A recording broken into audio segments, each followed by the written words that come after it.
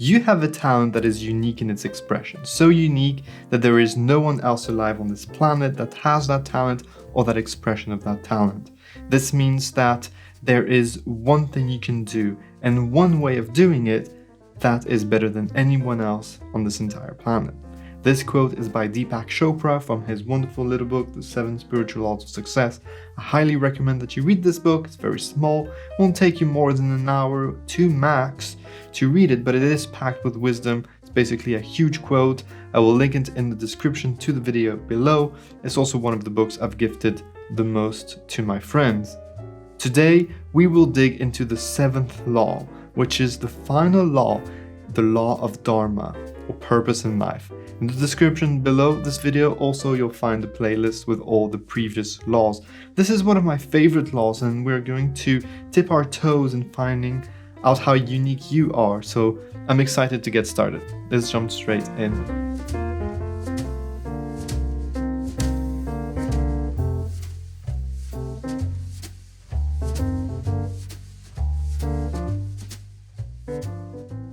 Welcome to the channel, everyone. My name is Raphael, and on this channel we meditate together every single day. And we also have episodes like this one on self-improvement and philosophy, helping you define a good life, a life of joy and happiness, and a life that you can live as the very best version of yourself to your true capabilities. If this is something interesting to you, please do consider subscribing to the channel, share it with your friends and families, check out the description for all the free resources. Let us start by reading a passage from Deepak Chopra's book, The 7 Spiritual Laws of Success. He says, I quote, "Everyone has a purpose in life, a unique gift or special talent to give others. And when we blend this unique talent with service to others, we experience the ecstasy and exultation of our own spirit, which is the ultimate goal of goals." End of quote. And yes, I do like this. I like this a lot. You may not know it yet, but you have a special talent. I have my special talent. Maybe you don't know what your special talent is yet, and that is fine, but you do have something special inside of you. I may not personally know you, but you know yourself, and you know what I'm saying to you is true right now, is it not? There's something special about you inside. A big part of what we do on this channel is to find the purpose and to expand it and tighten that gap between who we are today and who we are capable of being at our higher selves. Finding your vocations, your virtues, your strength. We'll continue to do so forever because we grow and evolve and modulate. And as Deepak says, the goal of goals is to use that unique talent of yours in service to others. And my hope is that this is what I'm doing here every single day with the videos and the hundreds of guided meditations that we have on this channel. I really hope that this is something that reflects on you. So, what is your unique talent?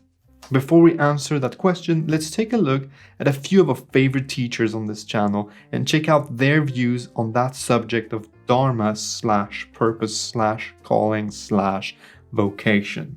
Let's start by my favorite. You'll know who this is if you've been on this channel before. Marcus Aurelius, Emperor of Rome and Stoic philosopher. He says, and I quote, "Everything, a horse, a vine, is created for some duty. For what task then were you yourself created? A man's true delight is to do the things he was made for." End of quote. I love this so much, and it's so typical of the Stoics, because even talking about purpose, they talk about duty. Back to you. For what task were you yourself created? Let's go to Buddha. He puts it this way: your work is to discover your work, and then with all your heart to give yourself to it. End of quote. I love this so much. Also, your work is first and foremost to discover your work. What were you meant to do? And then, when you find out, you go at it 500%. Let's move on to Abraham Maslow. The first few episodes of the show here were dedicated to his wisdom. I will link the playlist in the description of the video below, and up there also I'll put a card. He says, and I quote, "Musicians must make music, artists must paint, poets must write if they are to be ultimately at peace with themselves. What human beings can be, they must be. They must be true to their own nature. This need we may call self-actualization." End of quote. I love this. Remember, what you can be, you must be. Let's quote a few more. I'm really enjoying this. So Krishna in the Bhagavad Gita, we made an episode on this ages ago, I'll link it in the description below, says, I quote, "It is better to perform one's own duties imperfectly than to master the duties of another. By fulfilling the obligations he is born with, a person never comes to grief." End of quote. How awesome is this? You are unique. Don't try to be a number two someone else. Stay true to yourself. Be a number one yourself. And stay true to your duties also, like we've seen before, whatever they may be, and you will never come to grief. It's beautiful. Next up, Emerson, he says, and I quote, "Nature arms each man with some faculty which enables him to do easily some feat impossible to any other, and thus makes him necessary to society." End of quote. Whatever your calling, your special talent, your purpose or vocation is, this is what makes you so valuable to society, to your friends, to your family, to your communities. What comes easy to you might seem impossible for another, and vice versa. Okay, last one. This is from Russell Simmons, who says, and I quote, "Your purpose is to act on the resources God gives you. If God gives you a bucket of fish, you have to distribute those fish. If you don't, they are going to rot, attract a bunch of flies, and start stinking up your soul." I really like this.